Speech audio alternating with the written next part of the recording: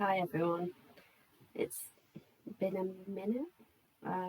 It's been a little while since I recorded one of these episodes, and mainly because I've been on holiday and it's been the school holidays, which where I live we start slightly earlier than the rest of the UK. So I've been busy. I've missed doing this actually. I miss speaking to you all. For those that don't know me, if this is the first time you're listening to me, I'm SMr&x.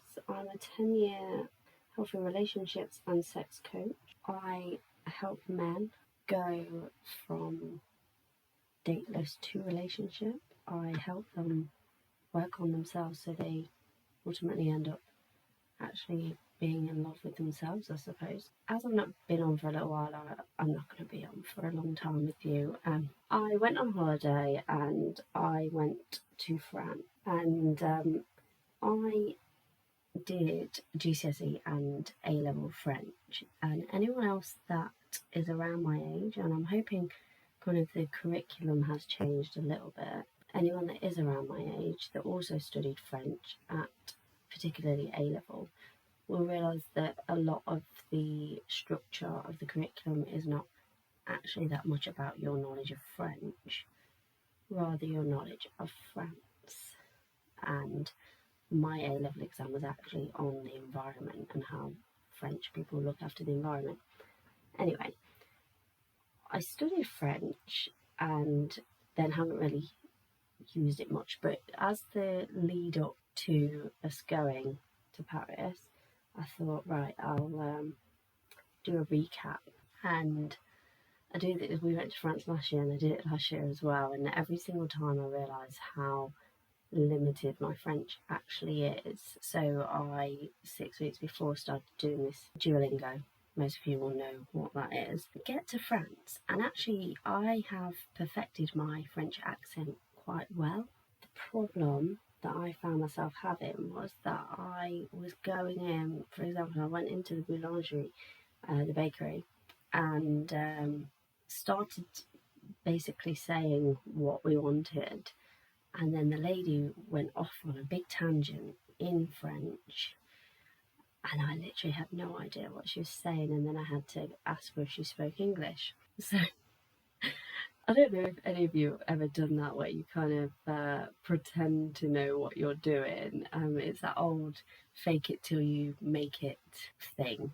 But today's podcast, I'm just going to talk to you about how things can be slow. Progress can be slow. You don't have to rush everything. We live in a world where people show off about what cars they've got. They show off about how big the house is, about what great holidays they went on. I know people, and unfortunately, and if you've ever done a one-to-one with me, you will know that I do actually cut people out of my life. But unfortunately, this particular person I can't cut out of my life. I know person that will tell me exactly how much something cost when they get something new. We live in that world where, if you actually don't have the money to buy things, you can still buy them because you get it on credit. So it's understandable that our mindset has changed, where we think we don't actually have to work hard at things. And that's just not the truth. You think, my French, for example, yes, I can get by. I'm not fluent. I am nowhere close to fluent. And if I wanted to be fluent, it would take me at least a year of practice, and I would have to be practicing weekly to make that happen. Maybe some people would be quicker than that, but for me, I did French from year 7 all the way up to year 13 at school. So 6 years of doing French 3 times per week, and I can still only just get by. So I would need to be having like proper conversations, because they say you learn the most when you're actually a child. As an adult, my brain may not take it as easily. And that is the same with kind of any self-improvement you're trying to make. If you started randomly going to yoga tomorrow, you wouldn't be any good at it. So when you have been in relationships and you have not failed, I don't like to say failed, because every experience that we have makes us who we become. But if you've been in relationships where it hasn't gone very well, and I had one of my clients recently, he was called aggressive. He'd got into a relationship and essentially his partner was shouting at him and he shouted back and she called him aggressive. And I'm not going into the whole, women are allowed to be this, men are not allowed to be this, whatever. But society has changed quite a bit, and a woman shouting no one really says anything, but a man shouting, it becomes a big thing. And what I said to him was, he needed to work through that. If someone is shouting at you, it's very, very easy to shout back, but in actual fact, it doesn't work. It doesn't change anything. It actually escalates the situation. So what he needed to do, and he'd done so much work on it as well, he needed to walk away from that situation and say, I will talk to you when we're both calm, because if you're both in a heightened state of emotion, you cannot be logical. That's science. Anyway, he's back doing some work. My point being that he has actually done the work and then put in the situation. It's not the easiest thing to actually practice what you've learned. So over the years, if you've learned the way, and you might have learned this from being in your household where your mum and dad scream at each other, or the complete opposite. And I do know one of my clients that had this experience, that their mum and dad would go for weeks where they didn't talk to each other. And that was how he learned how to deal with conflict. Doing a short course where you can't even practice any of that is not going to change ingrained things. It takes a bit of time.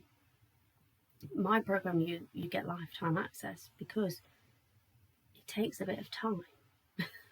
So you might have to come back and re-go over some of the things that you've already done.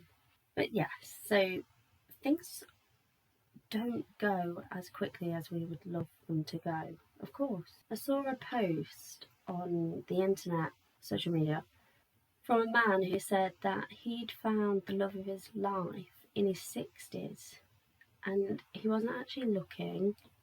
It wasn't an instant, oh my God, I'm in love with this person, I've just met them. It took time. They built up a friendship and then it became a relationship. Then after the friendship, they realised they actually liked each other. And some of you know that's exactly how I met my husband. We were friends, we worked together, and the trigger actually for me, because we were actually quite good friends, and the trigger was that somebody else wanted to ask him out and they told me about it, and all of a sudden it made me feel a bit weird, like, no, you shouldn't do that. But I couldn't really work out why I thought that way. I just thought that way. Obviously it's a bit of a long story, but I spoke to another friend and I was like, what is this about? She said, you need to speak to both people. So you need to go and speak to the person who wants to ask him out and explain how you're feeling, because you don't want to be that type of person. And then also you need to speak to him. And that's what I did. I rang him up and I said, this is really weird. And he was like, I don't think we should be talking about this over the phone. And he was right. But that's how we ended up. We'd already built up that friendship. So I knew him already, which was great. My point is, with the man on social media, with my relationship with my husband, it was unexpected. Nowadays, everyone is so quick to jump into a relationship that some of them are not ready for. Some of you people that are listening, you aren't ready to be in a relationship. Maybe that's because you haven't dealt with the hurt from the last one. Maybe it's because you don't know how to deal with conflict. Maybe it's because the people around you are just not good for you, and that then means you're not attracting the right person for you because of where you hang out, because of who you associate with. But essentially, you might not be ready, and if you rush into a relationship when you're not ready, and if some of those things are problems for you, then you do probably need to do some work on them. You don't need to be in that relationship. And the people that jump into these relationships quickly because they think that they don't want to be lonely, they don't want to be alone, what they don't realise is that being in a relationship with someone that isn't right for you, you might not even like them towards the end. You might not even like them in the beginning, actually. I know people that have gotten into relationships because they don't want to be alone, and they don't particularly like the person. They certainly don't love the person, and they are not the person that they're supposed to be with. When you meet that person, you will realise being with someone that you're not supposed to be with can actually be the loneliest place of all. So if you aren't ready, if you are constantly getting knockbacks, you're going on dates and they're not going well, maybe you're not even making it to dates because you're on online dating apps and you don't know how to take it off the app, or you ask people out and they just don't respond, or the ghosting thing, all of that is the universe trying to tell you that you're not ready. And I'm not going to go onto the whole universe and everything, because some people don't agree with kind of the spirituality, and some people believe in God and whatever it is you believe in. Ultimately, people that are ready to attract the person that's right for them will. Normally it's quite unexpected, but if you haven't done any of that stuff, even take away the universe side of things, if you haven't learned how to deal with conflict in a relationship and your way of dealing with that is either screaming at the person, ignoring them for 2 weeks, going out and not coming home and not telling them where you've gone, if that's your way of dealing with conflict, then you need to put some work in. That's not to do with the universe, but normally the universe does tell us. If you aren't in a relationship, which you probably aren't if you're listening to this, because my podcast does cater generally to single men, don't rush the process. Something needs working on. Hopefully that's been helpful, and I do absolutely believe that the right person is out there for everyone. I found him, you will find her, and it may come when you're at a point in your life that you least expect it. So I hope that's really been helpful. I know it's a very short one today because I'm getting back into the swing of things. I will be back next week. Just before I go, the Dateless to Relationship waitlist is open. I'll put the link in the show notes so you can go onto the page, you can have a look. I've already had 234 people put themselves onto the waiting list. There will only be 20 spots in total. So if you do want one of those spots, get yourself on the wait list, and then as soon as the cart opens, you'll get an email. There will only be 20 people in the group.